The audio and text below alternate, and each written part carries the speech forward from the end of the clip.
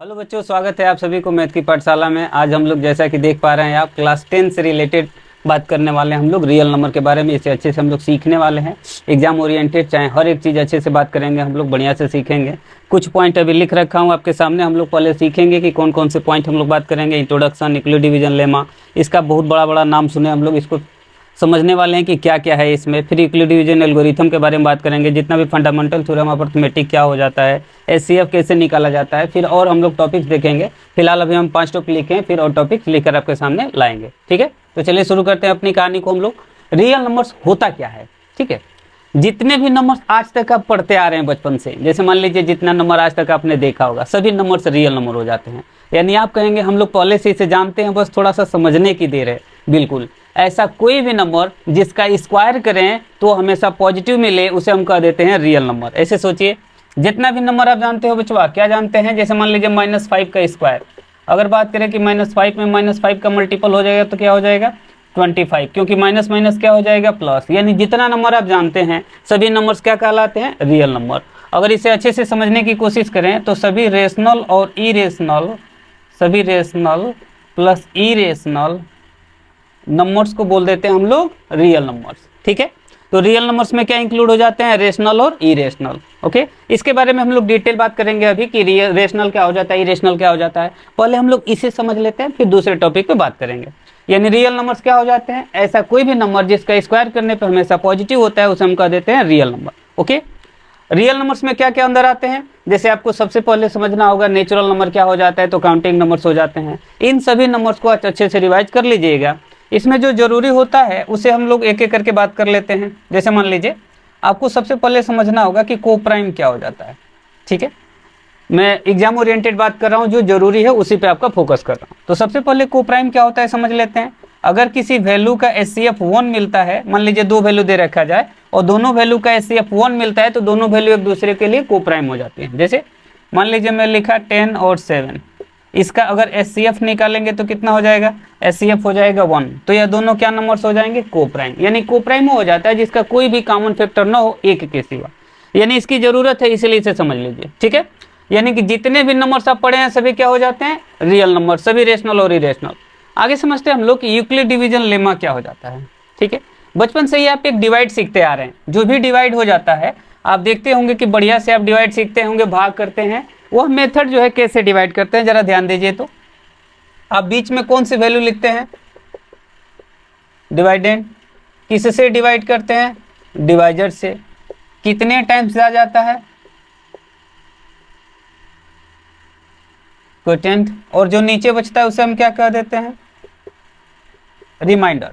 ठीक है, आप इसे देखे होंगे, डिवाइडेंड, डिवाइजर, क्वोटिएंट और रिमाइंडर। यानी यूक्लिड डिवीजन लेमा क्या है? देखिए, जो बचपन से हम लोग ये सीखते आ रहे हैं उसी को इससे एक मैथमेटिकल फॉर्म दे दिया गया, एक इक्वेशन बना दिया गया और उसी को नाम दे दिया गया यूक्लिड डिवीजन लेमा। यानी इसे आप बचपन से ही जानते आ रहे हैं। जैसे मान लीजिए कि कोई वैल्यू अगर a हो, उसमें हम b से डिवाइड करें, अगर वह q टाइम्स जाए, रिमाइंडर r बचे, तो a बराबर क्या हो जाता है? bq plus r। ठीक है, यानी ऐसे लिख देना। लेकिन रिमाइंडर के बारे में छोटी सी क्लू है, आपको जानना पड़ेगा। रिमाइंडर जो हमेशा 0 से बड़ा या बराबर होता है, ठीक है, और जिससे डिवाइड करते हैं उससे छोटा आ जाता है। फिर से ध्यान दीजिए, क्या बोला हूं मैं? यूक्लिड डिवीजन लेमा एक प्रूवन स्टेटमेंट है, बचपन से इसे आप देखते आ रहे हैं। Dividend equal to divisor into quotient plus remainder, dividend equal to divisor into quotient plus reminder.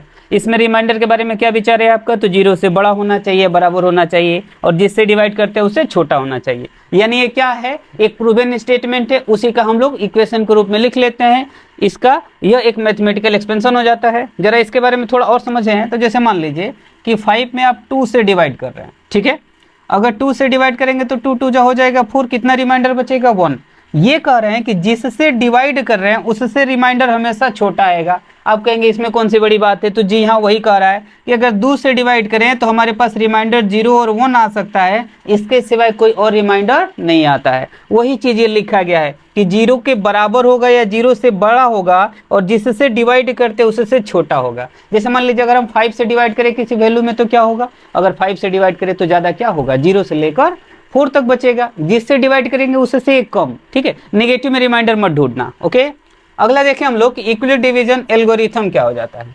ठीक, अब एल्गोरिथम क्या होता है जरा ये सोचिए। जैसे आप देखे होंगे बहुत बार कंप्यूटर लैंग्वेज में एल्गोरिथम वर्ड आया होगा आपके सामने। देखिए एल्गोरिथम से आप घबराइए ना, ये क्या होता है ऐसे सोचिए कि हम लोग क्या करते हैं, यह जो अभी डिवाइडेंट लिखे हैं इसी की मदद से एचसीएफ एलसीएम निकालते हैं। जब एचसीएफ निकालते हैं, अगर एचसीएफ निकालेंगे तो कुछ स्टेप फॉलो करना होता है आपको। अगर वह स्टेप फॉलो करेंगे उसी प्रोसेस को ही बोलते हैं हम लोग एल्गोरिथम। यानी ये क्या करते हैं, इसकी मदद से हम लोग एचसीएफ निकालते हैं। यानी क्या होता है यूक्लिड डिवीजन एल्गोरिथम, यह एक प्रोसेस है, यह एक स्टेप है। ठीक है, एक एक स्टेप होता है जिसकी वजह से हम लोग क्या कर पाते हैं, प्रूफ कर पाते हैं कि हाँ किसी का एचसीएफ निकाल पाते हैं। जैसे मान लीजिए आपको मैं कहूँ कि 25 और 20 का एचसीएफ क्या होगा, जरा एल्गोरिथम के माध्यम से बता दीजिए। ठीक है, तो चलिए देखिए, सबसे पहले आप क्या करते हैं, जो बड़ी वैल्यू होती है उसमें छोटी वैल्यू से डिवाइड करते हैं।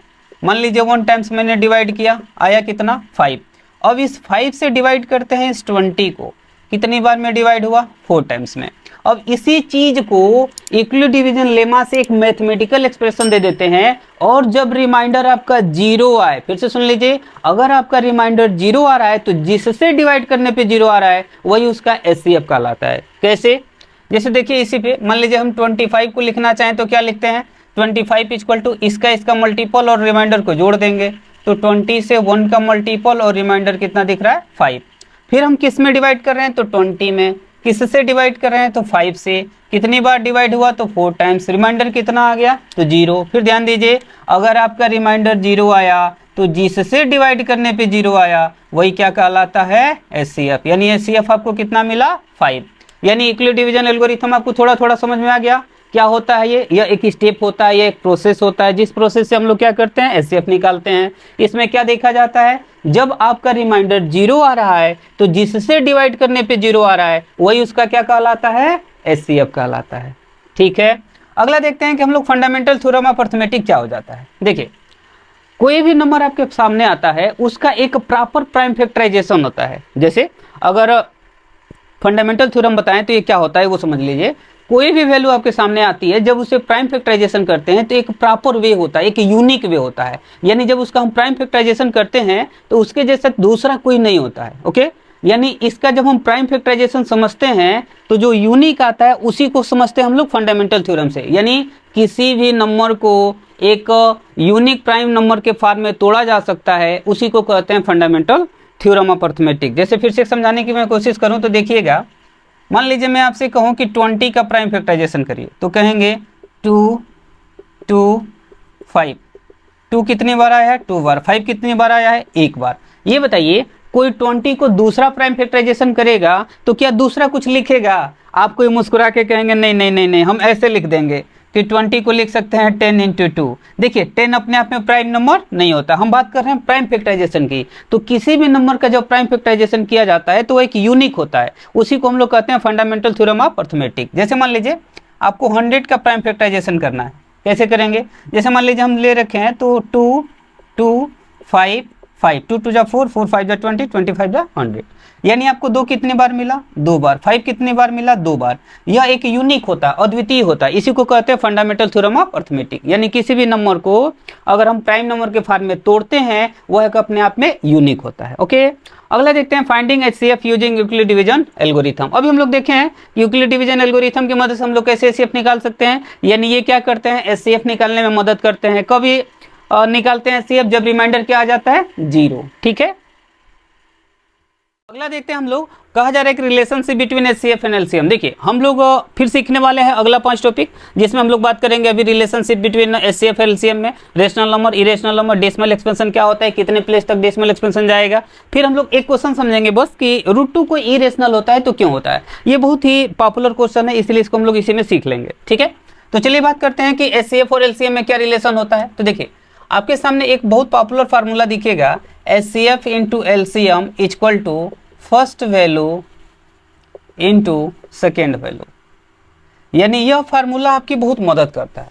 कब मदद करेगा, जब आपको एचसीएफ और एलसीएम की वैल्यू दे रखा हो और फर्स्ट वैल्यू और सेकेंड वैल्यू में कुछ एक दे रखा हो, एक पूछा जाए। यानी 4 है, आपके पास 3 दिया रहेगा, चौथा पूछा जाएगा, तो इस फार्मूले का यूज कर सकते हैं। जैसे कि एग्जाम्पल से देख लीजिए, मान लीजिए कहा जाए आपसे, अभी हम लोग सॉल्व किए थे कि 25 और 20, ठीक है, दो वैल्यू दे रखा है, इसको हम लोग वेरीफाई करके देख लेते हैं कि कैसे क्या होता है इसमें। अगर 25 का हम प्राइम फैक्टराइजेशन करें तो मिलेगा 5 × 5, ठीक है, और 20 का क्या मिलेगा 2 2 5। ओके, अगर देखा गया तो इसका HCF निकालेंगे तो क्या मिलेगा, दोनों में कॉमन 5 मिल रहा है। इसका LCM निकालेंगे तो क्या मिलेगा, 2 बार 2 मिलेगा और 2 बार 5 मिलेगा, यानी टोटल मिला जुला कर क्या मिलेगा 100। यानी इसका LCM मिल जाएगा कितना 100 और HCF मिल जाएगा 5। अब हम लोग को क्या वेरीफाई करना है कि HCF और LCM का मल्टीपल फर्स्ट वैल्यू और सेकंड वैल्यू आ रहा है कि नहीं। चलिए करते हैं, इधर वैल्यू पुट करना है HCF into LCM equal to first value into second value. HCF की वैल्यू कितना मिला आपको 5, चलिए 5 पुट कर लेते हैं।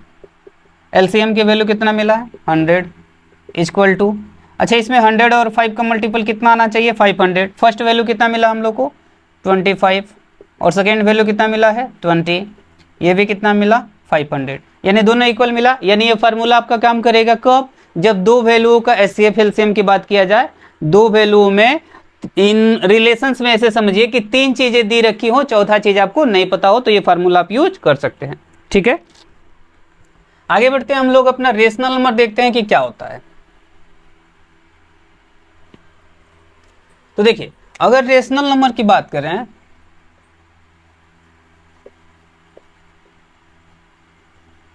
आप लोग 9th से ही सीखते आ रहे हैं कि जो भी नंबर्स अगर p/q के रूप में हो जाते हैं उसे हम क्या कह देते हैं रेशनल नंबर, और जहां पे q is not equal to क्या होना चाहिए 0 होना चाहिए। साथ में इसके और भी कंडीशन सीखते आ रहे हैं जो ऐसे समझते हैं कि जो भी टर्मिनेटिंग और रिपीटिंग वैल्यू होती हैं उसे हम क्या कह देते हैं रेशनल नंबर। फिर से समझते हैं, जो भी न्यूमरेटर और डिनोमिनेटर के फॉर्म में दिखे वो क्या हो जाता है रेशनल नंबर हो जाता है, जहां डिनोमिनेटर 0 इक्वल नहीं होना चाहिए क्योंकि 0 के इक्वल हो गया तो वो वैल्यू एग्जिस्ट नहीं करेगी। टर्मिनेटिंग क्या होता है जरा फिर से एक बार समझ लेते हैं। टर्मिनेटिंग वो हो जाता है जो डेसिमल के कुछ प्लेसेस जाकर वैल्यू रुक जाती है, उसे हम कहते हैं टर्मिनेटिंग। जैसे मान लीजिए ऐसा दे रखा 1.2 1.56, डेसिमल के बाद आगे कोई वैल्यू है बस एक प्लेसेस के बाद जाकर टर्मिनेट कर गया, वहां पर दे रखा 1.56 वो रुक जा रहा है, उसी को हम कहते हैं टर्मिनेटिंग। रिपीटिंग क्या हो जाता है, जैसे मान लीजिए ऐसा दे रखा हो 56 56 56, ऐसे वैल्यू बार बार आ रही हूँ, इसे ऐसे भी लिखा जा सकता है कि 56 के बाद ये क्या कहलाते हैं रिपीटिंग कहलाते हैं। तो आपको क्या समझ में आया कि जो भी वैल्यू टर्मिनेटिंग और रिपीटिंग होंगी वो क्या हो जाएगा रेशनल नंबर। इसी पे हम लोग समझ लेते हैं कि इरेशनल नंबर क्या हो जाता है। अच्छा, रेशनल नंबर के कुछ एग्जाम्पल चाहें तो और भी लिख सकते हैं हम लोग, 0 लिख लेंगे, ठीक है, 22/7 लिख लेंगे, ये सभी क्या कहलाते हैं तो रेशनल नंबर कहलाते हैं। दूसरा हम लोग देख लेते हैं कि इरेशनल नंबर क्या हो जाते हैं।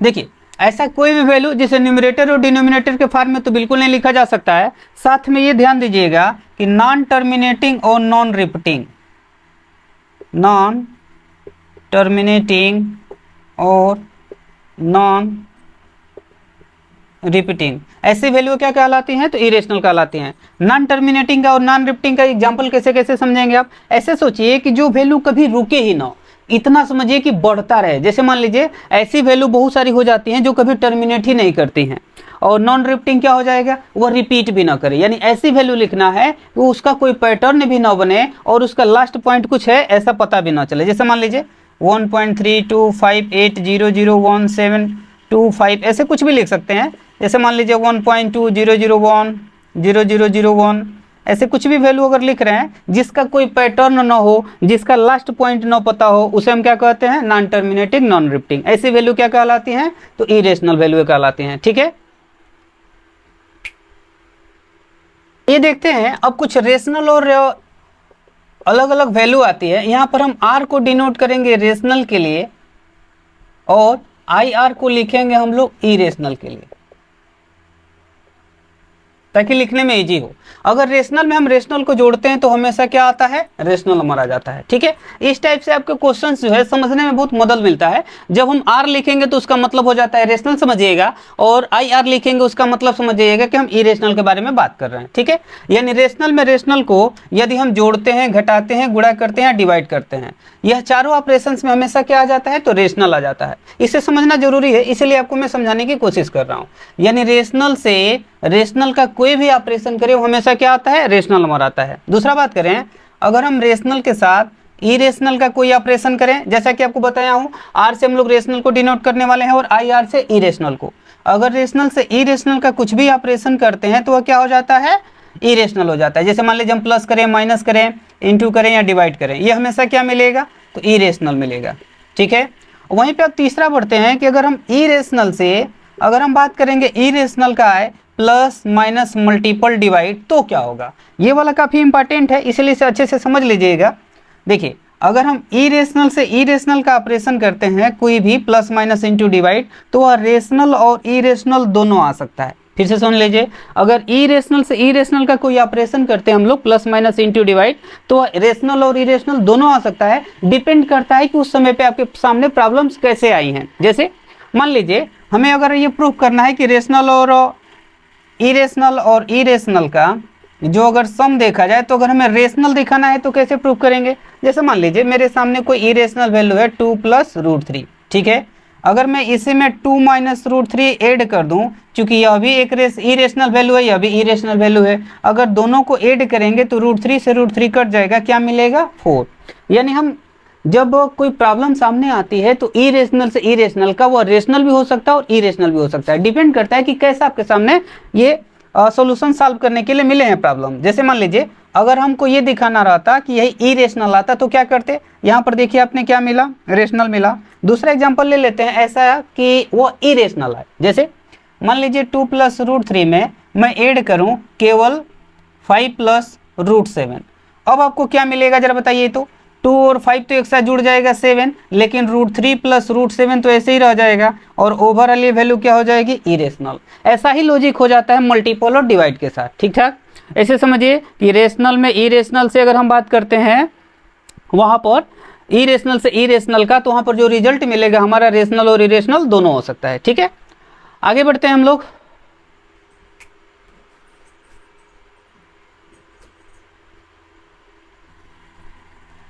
को मिनट हो गया, 8 मिनट।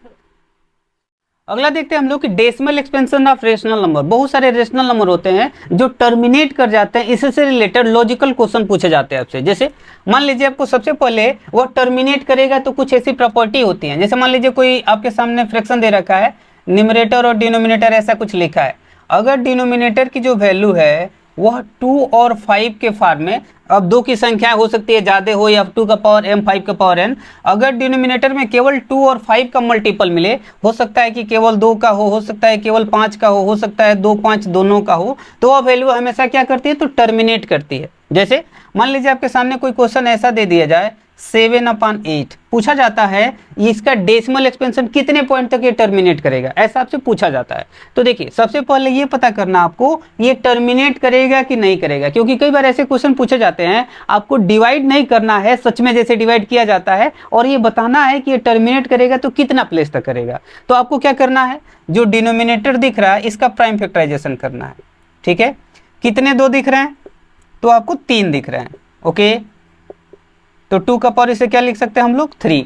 अब आपको 2 मिल गया 3 टाइम में, तो किसी भी डिनोमिनेटर में जब 10 बनाने की कोशिश किया जाता है तो 2 और 5 का मल्टीपल होना जरूरी होता है। यानी 10 बनाने के लिए आप चाहिए 2 और 5, यानी यहाँ पर केवल 2 दिख रहा है तो 2 के साथ क्या चाहिए आपको, 5 चाहिए। वैसे तो यहाँ पर आपको आइडिया लग गया होगा कि ये 3 प्लेस पे टर्मिनेट करेगा, लेकिन मैं टर्मिनेट करते हुए भी दिखा रहा हूँ।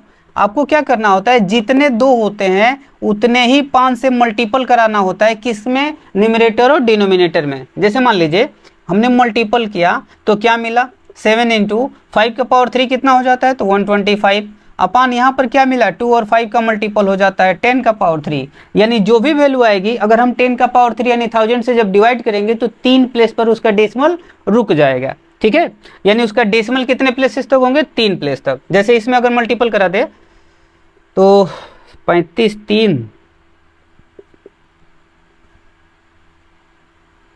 ठीक है, 7 5 35, 3 7 दूना 14, 3 7 क्या मिला यहाँ 10 का पावर 3 है, यानी कि यहाँ पर है 1000। अगर डिवाइड करेंगे तो हो जाएगा 0.875। यानी आपको क्या दिखा, ये दिखा कि अगर हम 7 में 8 से डिवाइड करते हैं, जैसे नॉर्मल भी अगर डिवाइड करेंगे 7 में 8 से, तो आपको क्या मिलेगा, यही मिलेगा। हम लोग विदाउट डिवाइड किए ये बता सकते हैं। कैसे बता सकते हैं, अगर हम देखें तो डिनोमिनेटर कैसा होना चाहिए, 2 और 5 के फॉर्म में होना चाहिए। यानी इसमें आपको ये पहचानना होता है कि वो टर्मिनेट करेगा कि नहीं करेगा। जैसे मान लीजिए अगर आपके सामने ऐसा भी फ्रैक्शन मिले कि 5/32, ठीक है, अगर 32 को देखा जाए तो आपको डिनोमिनेटर का फैक्टराइजेशन करना है। तो 32 क्या हो जाता है, 2 2 जा 4, 4 2 जा 8, 8 2 जा 16, 16 2 जा 32। तो 2 का पावर कितना मिला, जोड़िए 2 2 4 2 8 2 16 2 32। तो 2 का पावर कितना हो गया, 5। अगर केवल 2 दिखा तो आप सीधा कह सकते हैं टर्मिनेट करेगा कितना प्लेस पे, तो 5 प्लेस पे, ठीक है। यानी बिना हम डिवाइड किए इसका जवाब दे सकते हैं। अगला एक क्वेश्चन करना आपको, ये क्वेश्चन बहुत जरूरी आपको आना चाहिए, क्योंकि ऐसे ही क्वेश्चन आपके एग्जाम में पूछे जाते हैं। प्रूफ करना है कि √2 क्या है, कोई इरेशनल नंबर है। तो इसे आप ध्यान से सुन लीजिए कैसे किया जाता है, ठीक है। इसका एक लॉजिकल होता है, उसी हिसाब से हम लोग सॉल्व करते हैं। जैसे अगर हमको इरेशनल प्रूफ करना होता है तो इसे हम लोग ये मान लेते हैं कि इरेशनल ना होकर रेशनल नंबर है। फिर से सुनिए, हमें इसको प्रूफ करना है इरेशनल, लेकिन मान लेते हैं कि क्या है, एक रेशनल है, और जो रेशनल नंबर हम लोग लिए हैं वह सिंपलेस्ट फॉर्म में है, यानी उसका एचसीएफ क्या है, 1, यानी वो क्या नंबर है, तो को प्राइम नंबर है। फिर हम लोग जब इसको आगे सॉल्व करेंगे तो हम लोग देखेंगे, हम लोग शुरुआत में एक बात कहेंगे कि यह को प्राइम है, लेकिन जब डिवाइड करेंगे तो देखेंगे कि 2 से वैल्यू बार बार डिवाइड हो रही है, यानी को प्राइम नहीं मिलता दिखेगा। इसीलिए हम लोग लास्ट में बोल देंगे कि जो हम लोगों का सपोजिशन था वो गलत था, इसीलिए √2 क्या है, कोई इरेशनल नंबर है। अब इसी चीज को लिख के कैसे करेंगे जरा ध्यान दीजिए। सबसे पहले लिखेंगे let √2 is a rational number, ठीक है। अगर रेशनल नंबर माने हैं तो यह कोई p/q के रूप में तो हो सकता है, ठीक है। अब यहां पर ध्यान दीजिए, ये चीज बहुत जरूरी होता है जो यहां पर लिखने वाला हूं, जहां पर क्या हो जाएगा, p एंड q कोई को प्राइम होंगे। फिर से सुन लीजिए, हमने क्या लिखा, हमें प्रूफ करना था इरेशनल, हम लोग मान लेंगे इसे रेशनल। अगर ये रेशनल हो जाएगा तो इसे न्यूमरेटर डिनोमिनेटर के फॉर्म में लिख लेंगे, यानी इसका p/q हो जाएगा। लेकिन p/q को हम लोग एक कंडीशन के साथ लिखेंगे कि जहां p/q क्या है, कोई रेशनल नंबर है और ऐसा है कि वह को प्राइम है, यानी इसका एचसीएफ क्या हो जाएगा, 1। अगर ध्यान दीजिएगा तो इसमें एचसीएफ होना चाहिए 1, ये बात बिल्कुल ध्यान रखिएगा। अब हम लोग जब सॉल्व करेंगे तो इसका एचसीएफ 1 के सिवा बहुत सारे कॉमन फैक्टर दिख जाएंगे, इसीलिए हम लोगों का मानना क्या हो जाएगा, गलत। देखिए अब हम लोग इसके आगे थोड़ा सा सॉल्व करके देख लेते हैं कैसे इसको सॉल्व किया जाता है। दोनों तरफ का स्क्वायर करेंगे तो लिख सकते हैं स्क्वायरिंग ऑन बोथ साइड। क्या मिलेगा, √2 का स्क्वायर हो जाएगा 2 इक्वल टू हो जाएगा p² / q²। क्रॉस मल्टीपल कर देंगे तो क्या मिलेगा, 2q² इक्वल टू p²। अब जरा यहाँ समझते हैं क्या लिखा हूं मैं, 2q² इक्वल टू क्या मिला हमें, p²। अब ये बताइए, जैसे कई बार आप देखते होंगे, मान लीजिए ऐसा मैं लिखूं कि 15 इक्वल टू 3 × 5। जरा समझिएगा, अगर यह 15 का कोई फैक्टर दिख रहा है तो इससे कंप्लीटली डिविजिबल होगा। तो मैं कहूं कि 15 इज डिविजिबल बाई 3, तो कहेंगे बिल्कुल 15 जब 3 और 5 का ही तो 3 और 5 15 का ही तो फैक्टर हैं, तो 3 से 15 कंप्लीटली कटेगा। वैसे ही p² का यह कोई फैक्टर दिख रहा है तो p² कंप्लीटली किससे कटेगा, तो 2 से। एक और कॉन्सेप्ट समझते हैं, अगर किसी संख्या का स्क्वायर किसी वैल्यू से अगर वो प्राइम नंबर से कटेगा तो वह संख्या भी उस वैल्यू से कटेगी। फिर से सुन लीजिए क्या कह रहा हूं, मान लीजिए कि 121 लिया मैं, कोई भी ऐसा प्राइम नंबर जो 121 को काट देगा तो ये जिसका भी स्क्वायर है, किसका स्क्वायर है, तो 11 का, 11 को भी वो काटेगा प्राइम नंबर। यानी क्या एक रूल है, अगर किसी संख्या का स्क्वायर किसी वैल्यू से जो प्राइम नंबर हो कटता है तो वह जिसका स्क्वायर होगा वो वैल्यू भी कटती है। जैसे मान लीजिए मैं कहूं कि 169 और इधर लिख लेता हूं कि इसका स्क्वायर है 13 का, तो मेरा ये कहना है अगर कोई प्राइम नंबर जो इसको काटेगा वह इसको भी काटेगा, ठीक है। यानी यहां पर एक और कंसेप्ट सीखा आपने, लिखेंगे क्या, p² is divisible by 2, so p is also divisible by 2। क्यों कटेगा? यानी किसी संख्या का स्क्वायर अगर किसी वैल्यू से कटता है तो जिसका भी स्क्वायर होगा वो वैल्यू भी कटेगा, याद रखिएगा। अब थोड़ा सा इसमें सपोजिशन कर लेते हैं, इसको मान लेते हैं हम लोग पहला इक्वेशन।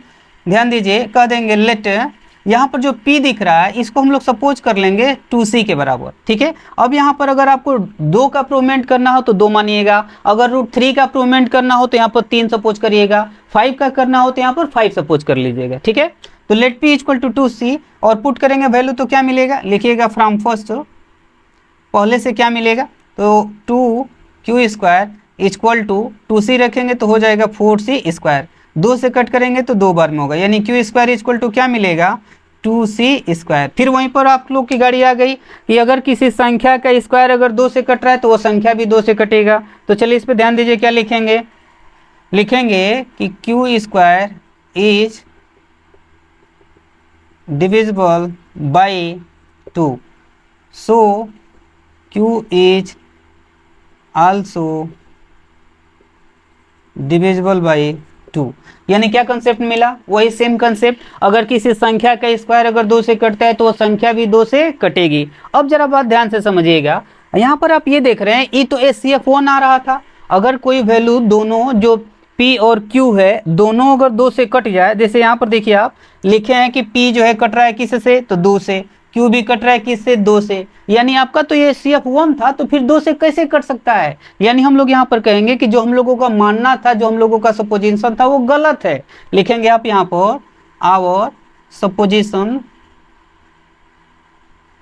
इज रॉन्ग, इसलिए √2 इज एन इरेशनल नंबर। यानी क्या समझ में आया, हम लोगों का जो मानना था सपोजिशन था वो गलत हो गया और √2 क्या है, कोई इरेशनल नंबर है।